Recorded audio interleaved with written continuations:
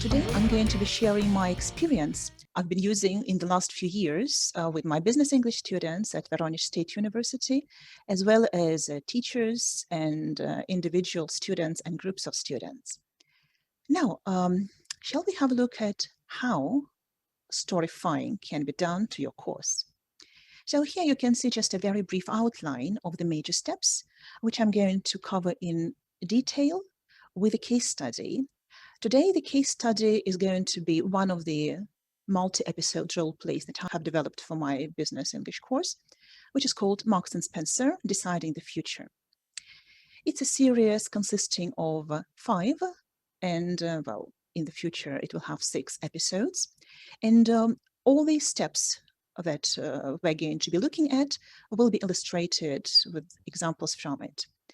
So first of all, you have to think of a grouping storyline. It should be interesting enough for students on the one hand, and on the other hand, it has to be reflective of the situations that take place in real business contexts in life. So in this case, the timeline embraces the period from 1988 to 2001.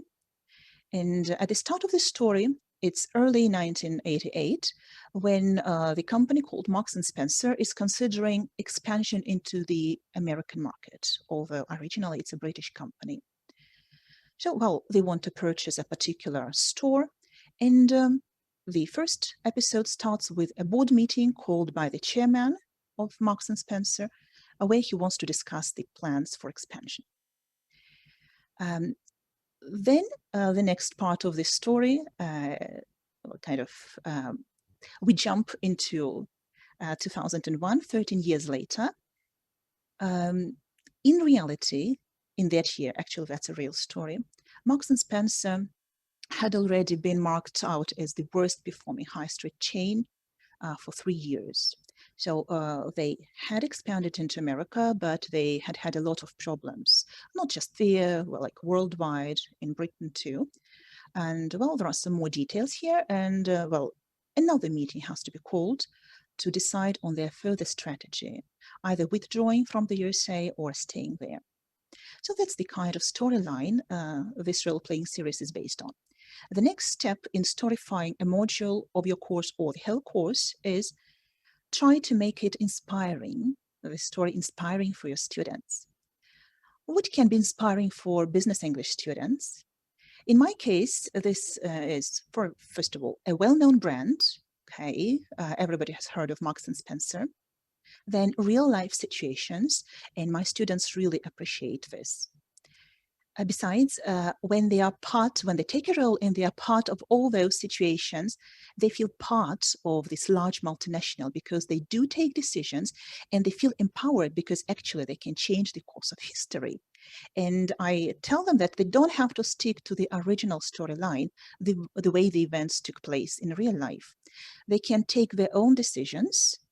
And that's why, well, in alternative reality, the company can do, well, take very different decisions and go a different way. The next stage will be make your story fit in with the topics of your course and with the learning objectives. Well, it's a methodological tool, so it's very important to make it part of the syllabus. So here on this slide, you can see just the very top part of the study plan for my business English course, where this role play is integrated. And I'm going to briefly illustrate how what we do as like a regular, in our regular classes is intermittent with different episodes of the Marks and Spencer role play. For example, well, on the 18th of November, well, this year, last year, so because I do it every year with my 4th year students. So we start doing the topic disastrous decision by watching a video which was produced by the BBC, and it lasts about 8 minutes. Actually tells the whole story, which I already told you, well, of Marks and Spencer and the decision that was taken and the disastrous consequences it led to. Then some more information is needed for those students about how to make decisions, which phrases to use in English in a conversation, well, in decision-making meetings.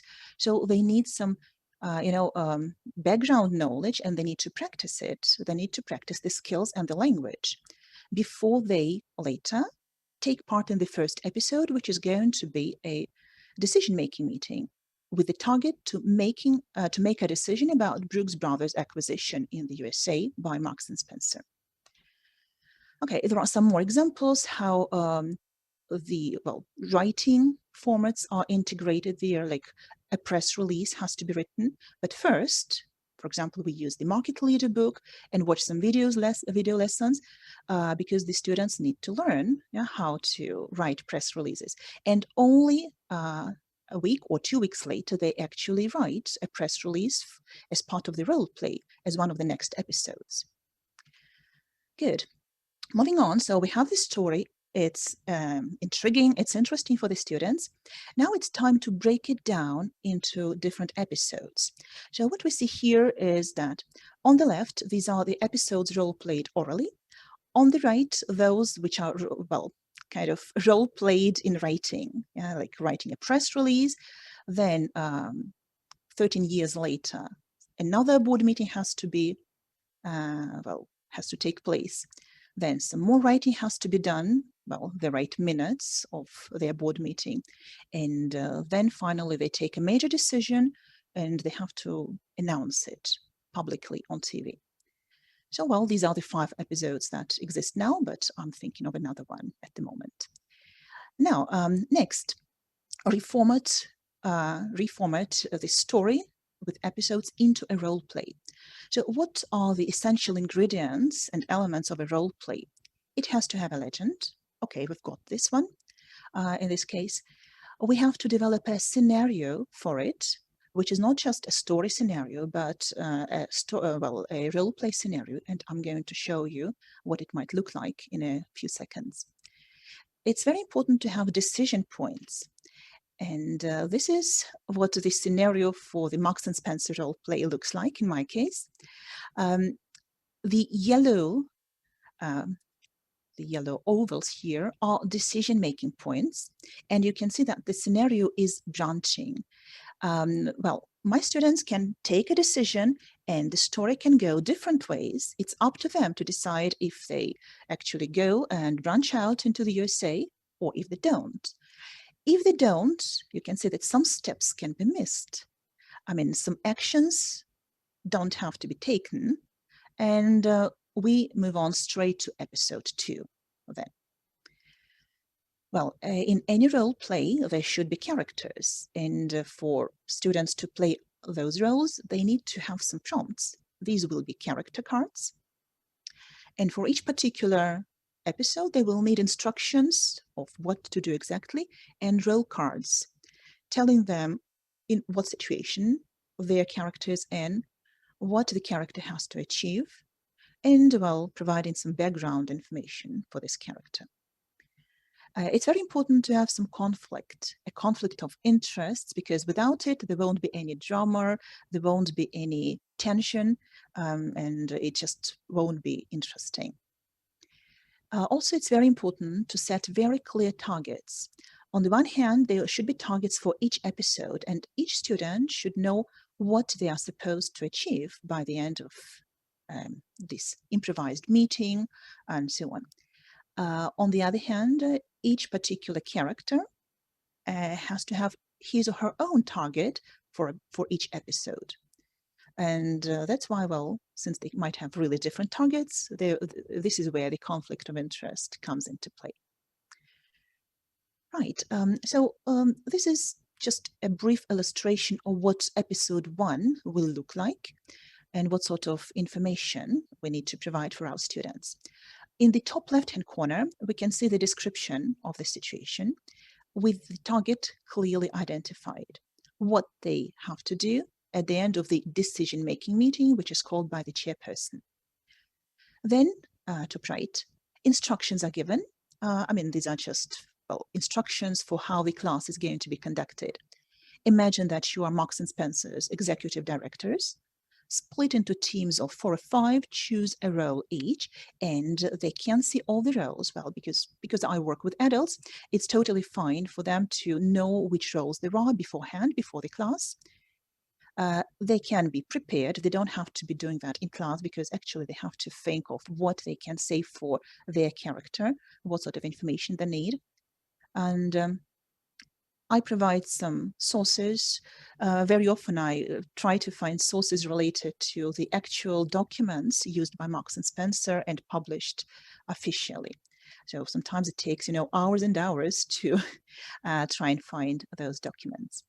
And knowing which characters there are, and there are 5 here.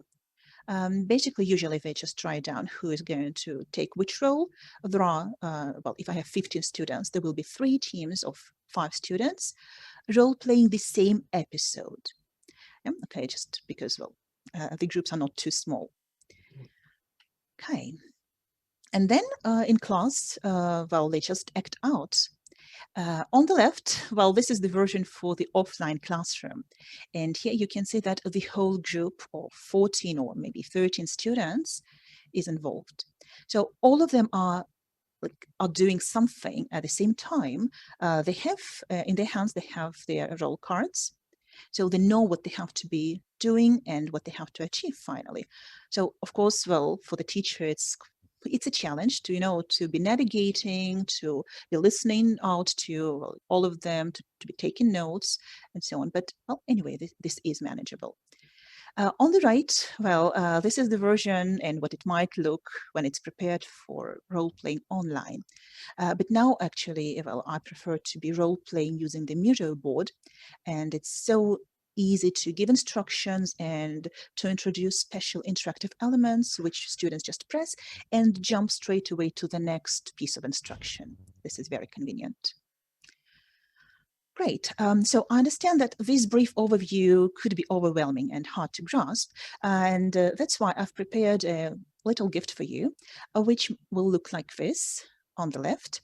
And it's going to be a mind map where I outlined in, well, some detail the major steps that have to be taken if you want to develop your own role play consisting of a few episodes. So you can either use this link, or you can just use the QR code here. And on the web page, you will be able to download this mind map either in Russian or in English. If you want to learn to turn some ideas into stories and then into role plays, I will be really happy to see you on my course, where step by step we'll go through the major stages and actually create an extended role play for your course, which will fit exactly the topics and the communicative functions that you have to teach your students.